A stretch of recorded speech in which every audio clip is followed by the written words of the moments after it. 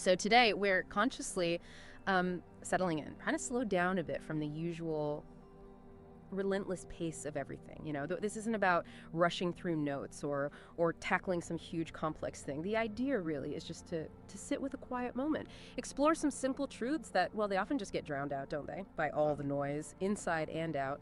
And if you're joining us now, maybe just take a second to acknowledge that stillness with us. This deep dive is a bit different. We're not digging into data or markets. We're looking, I suppose, into the architecture of awareness itself, trying to find something profound in the ordinary together. And listen closely, not just to my voice, but beyond it.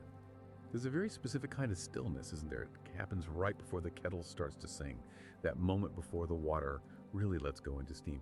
The water's almost there, almost boiling, but it hasn't quite surrendered yet. And right then, the whole kitchen just falls into this kind of sacred hush. You might hear the clock ticking, sure, but you don't feel that usual urge to count the seconds or measure them somehow. The sounds from outside, the street noise, the hum of life, really, it all feels distant. It's like the world itself is just stepped back from and offering you this singular space, this waiting. And you're alone here, and in that aloneness, well, that's the quiet invitation, isn't it? To meet the moment. Right. And we accept that invitation, but for a lot of us, I think, that quiet brings this little edge of tension with it. It's familiar. You sit down, you pour the water, maybe you watch the tea leaves unfurl. The ritual itself is fine. It's perfect even. But still, there's this nagging feeling that something's absent. It's not really about the tea itself, is it? Or the time. It's more like this subtle ache, a feeling of maybe loss, the echo of another voice perhaps, or just missing that shared glance. You feel the lack of being seen, maybe, witnessed. Well, doing something so simple, so human, like just sitting and drinking tea alone, it's like the ghost of expected company. That's what we wrestle with. That struggle, yes, it's completely understandable. But we ought to maybe interrogate where that echo comes from. What if that feeling, that sense of absence you're noticing, what if it's not actually absence at all? Maybe the first step is to try and distinguish between, say, loneliness and potential. Loneliness, true loneliness, feels like a deep lack, doesn't it? It's a kind of suffering that comes from wanting what's missing. It's like a closed fist, just grasping for a connection that isn't there. But potential is different. It's more like an open hand, an available space. It's ready, ready to receive whatever comes. It faces forward. So you have to ask yourself, really ask, is this feeling I'm calling loneliness, is it truly measuring what's missing? Or is it maybe just showing me the amount of space that's finally opened up inside? That distinction is powerful. Loneliness versus potential. But wow, it's incredibly hard to hold on to, isn't it? The second we sit down and things get quiet, our minds they rush in, they try to fill that silence. And often, that silence just registers as a void, an ache, because our default setting is, well, something valuable must be missing if it's this quiet. And then we hear terms like emptiness or shunyata, especially in Zen contexts. To most people, I think that sounds negative, like abandonment or nothingness. How do we shift that? How do we start to see that emptiness, not as, something hollow we need to stuff full, but as something rich, potent, necessary even? Yes. The mistake is often linguistic, isn't it? We equate that spiritual idea of emptiness, shunyata, with the psychological feeling being hollowed out, gutted. But they're really quite distinct. Shunyata isn't that ache of abandonment. It is profoundly just the open sky, the sky where all the clouds appear and then dissolve again, without leaving any mark. Or think about it with sound. Emptiness is like the silence between the notes in music. Without that pause, that momentary absence of sound, well, you wouldn't have a melody, would you? You'd just have noise. Constant deafening noise. So the silence, the space, is the very thing that makes the melody possible. It allows the meaning to emerge. Emptiness isn't a lack of substance. It's more a lack of fixed substance. It's pure potential. It's readiness. It's the vessel, clean and available, waiting. It's the necessary preparation, you could say. The vessel analogy, that really helps make it concrete. The teacup, it only does its job holding warmth, delivering it because it was empty to begin with. That's such a basic truth, but we seem to spend our life arguing against it somehow. If a cup is still full of yesterday's, cold coffee, bitter dregs, residue of old stuff, just can't take in anything fresh and warm, can it? It has to be emptied, rinsed out, returned to that state of openness, readiness. That emptying is what makes it useful again, valuable, receptive. And if we're the cup, always full of yesterday's worries or tomorrow's plans, or just that constant internal chatter of self-criticism, then we're just unavailable, aren't we? Unavailable for this actual moment right now. Yeah. Okay, so how do we do that? What are the actions, or maybe non-actions, that help us achieve that kind of internal emptying? The non-action, yes, that's likely the key. We tend to mistake quiet for deficiency. We sit alone and immediately feel like the table needs something. Chatter, distraction, maybe even performance. We live with this deep cultural assumption that we always have to be entertaining or productive, even if the only audience is ourselves. But what if the table is meant to be bare? What if the stillness, the lack of an agenda, is intentional, left unoccupied, so that we might finally meet ourselves, without all the usual defenses we put up for others? Solitude isn't really a vacation from life. Maybe it's the necessary backdrop for that honest, internal meeting. We just have to stop projecting our idea of what should be here onto the reality of what actually is here. That really does set up a perfect mirror to the mind, doesn't it? Which brings us straight to that koan. What is the sound of one hand clapping? We're taught, basically from day one, that sound needs two things colliding. That truth needs duality. A witness and a performer, a speaker and a listener. But this koan, especially in this context of quiet, it asks us to listen beyond that duality. It challenges that core belief that meaning needs an external witness, that presence needs validating, or that warmth needs company. We're just so conditioned to listen for the echo of that second hand. So if we stop listening for the echo, if we stop demanding that duality, what sound is left?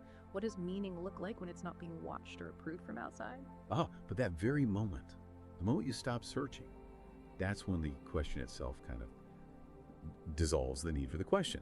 When you fundamentally stop seeing this act, drinking tea alone, as isolation or deprivation, you realize it's actually an act of radical intimacy with the steam rising, the short, elegant life of that vapor as it drifts into the air, intimacy with the specific taste on your tongue, bitter, sweet, maybe minerally, intimacy with the warmth spreading into your hands, into your fingers, and intimacy with the way your own thoughts slow down, soften when you stop trying so hard to fill the silence with internal noise. In that kind of deep stillness, you're not abandoned by the world, not at all. It's quite the opposite, really. You are most beautifully returned to the only self you will ever truly inhabit. Yeah. Gosh. That flies directly in the face of everything the modern world seems to scream at us, doesn't it? We're under so much pressure culturally to see solitude as failure or loss. The implicit message is, if you're alone, you should be busy fixing it.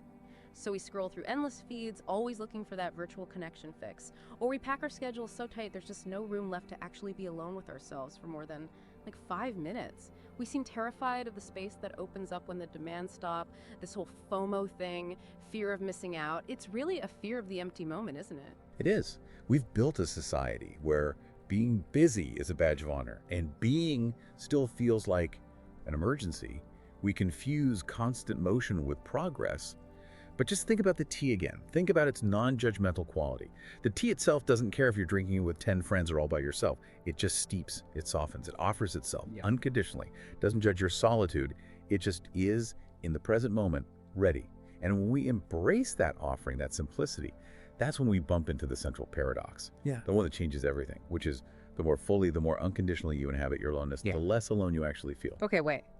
That needs unpacking. How does inhabiting aloneness create wholeness? Why doesn't it just, double down on the isolation? Because when solitude is met with presence, conscious presence, not striving, just being with it, transforms almost instantly into wholeness.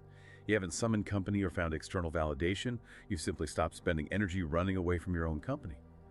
All that energy you were using to fight the silence, it's suddenly available to just be in the silence.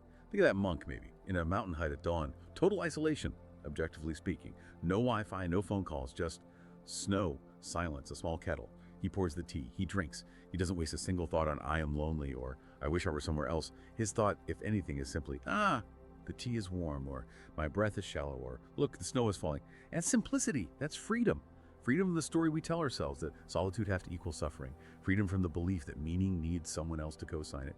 It's the freedom to just be and to find that being. A profound, undeniable sufficiency. And abundance, really. So he's not chasing some grand spiritual experience. He's just attending to the reality of the moment. He's just warm. And that groundedness, that presence, that's the whole lesson hidden right there. It reminds me of that classic story, a student who travels for ages, endures all sorts of hardships, just to find the famous Zen master and demand the secret of enlightenment. He finally gets there, totally exhausted, right? And bursts out, "Master, I've come for the great secret, the key to awakening." Ha! And the master says nothing, just points to the kettle, an empty cup. The student, eager, wanting to do it right, fills the cup, offers it. The master takes a slow sip, sets the cup down, looks at him and just says, "Now you know." And the student, well, naturally he explodes. "That's IT, a cup of tea. I crossed mountains for this. Where's the profound teaching?" But the master just smiles a little and says, "You asked for the secret. You didn't ask for the explanation.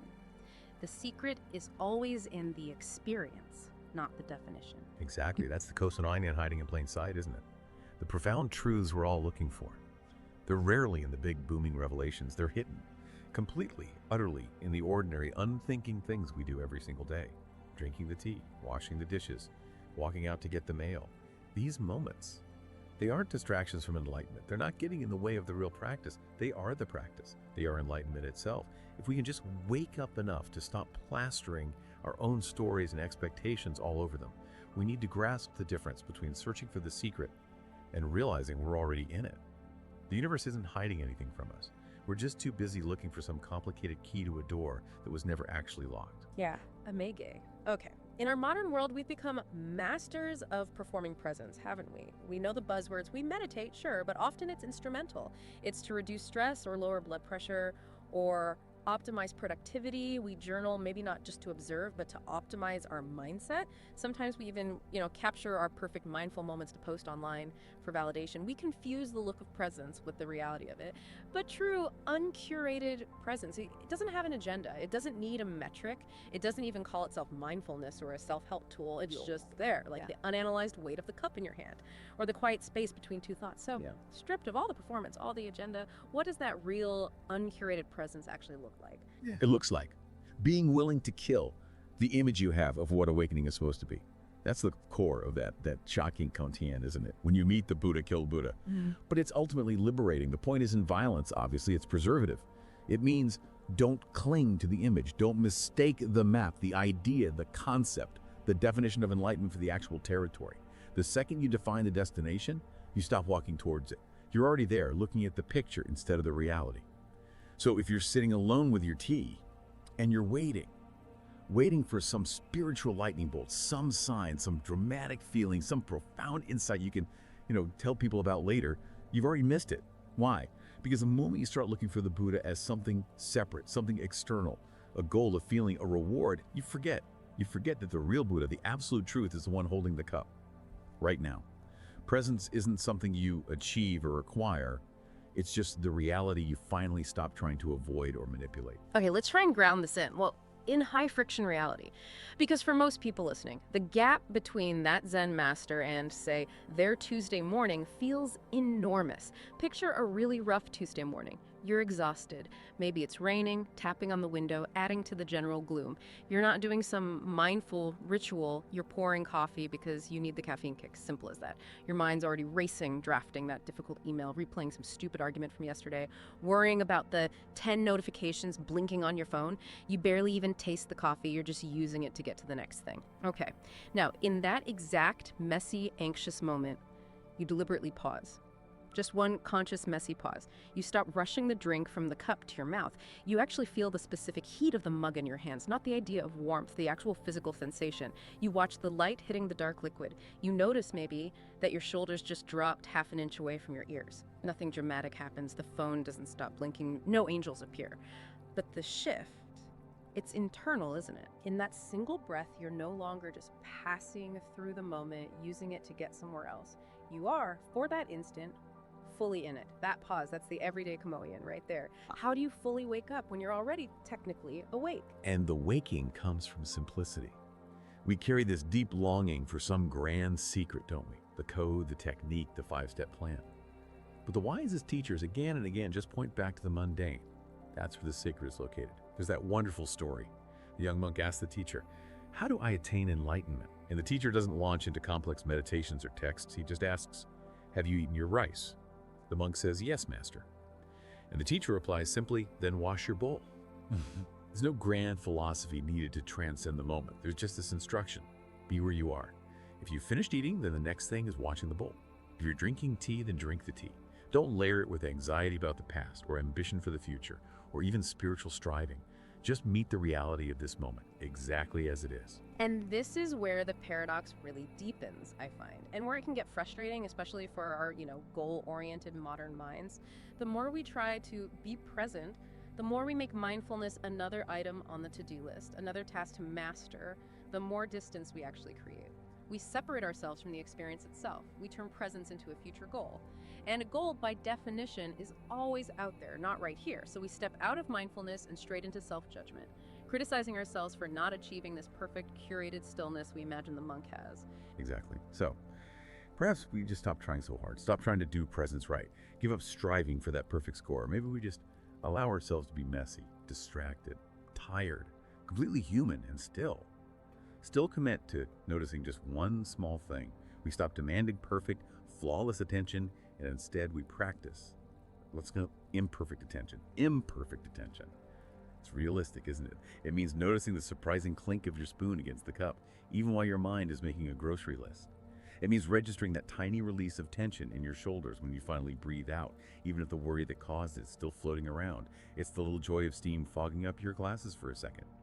The magic isn't hiding in eliminating distraction. It's hiding in that momentary recognition of the present, however brief, however flawed. That acceptance, accepting imperfect attention, that feels like it helps with what I think is maybe the great modern koan of connection.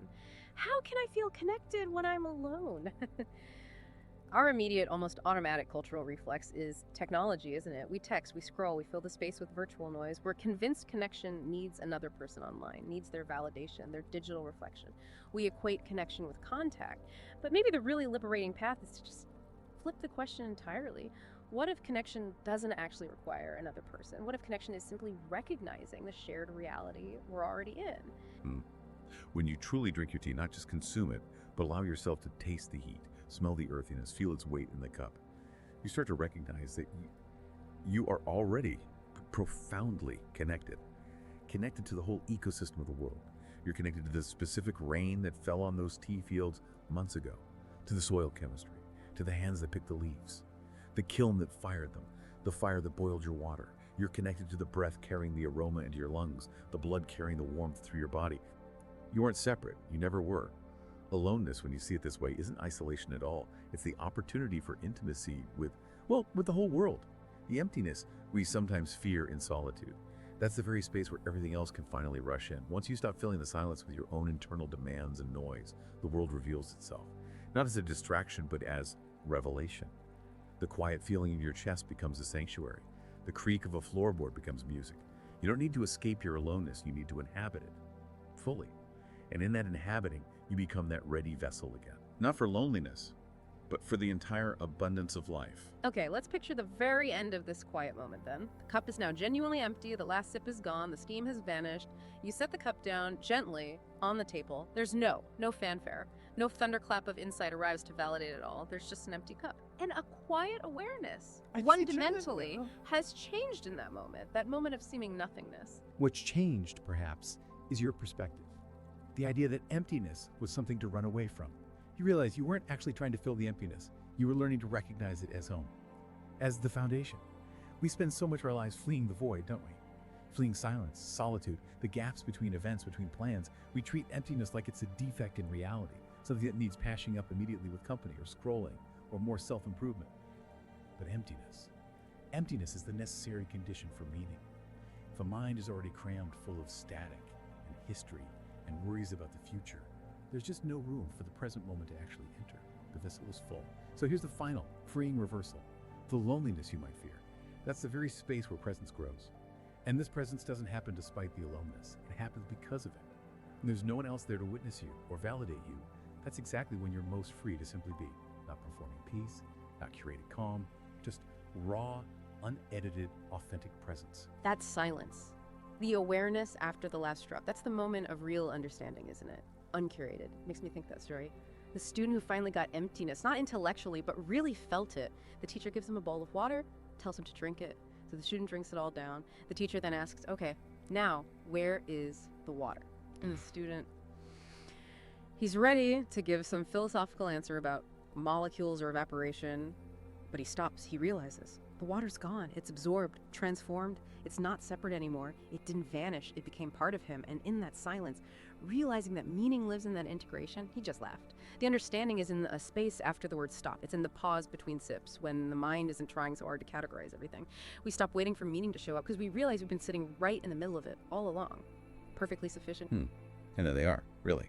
the ultimate liberating truths of the empty vessel. The vessel that lets the world pour in. You don't need to feel full of achievements, noise, anything to be whole. You don't need company to be deeply connected. You don't need to fix the silence to be at peace with it. Because the silence, it was never actually broken. It was just patiently waiting for us to stop talking over it, externally and internally. So we come back to that core paradox, the one that seems to hold it all together. The more deeply you embrace your aloneness, the less alone you are. And in that embracing, maybe we stop outsourcing our sense of belonging. We stop looking for our reflection in other people's eyes or on our phone screens, and we start to see the world as it actually is. Shimmering, transient, utterly sufficient, just as it is. We were never incomplete. We are simply a vessel, empty, open, ready. And the universe. Maybe it's just been waiting patiently for us to stop resisting its constant, quiet pouring. So don't ask how to avoid the emptiness anymore. Please don't ask how to frantically fill that void with more goals or more noise or more striving.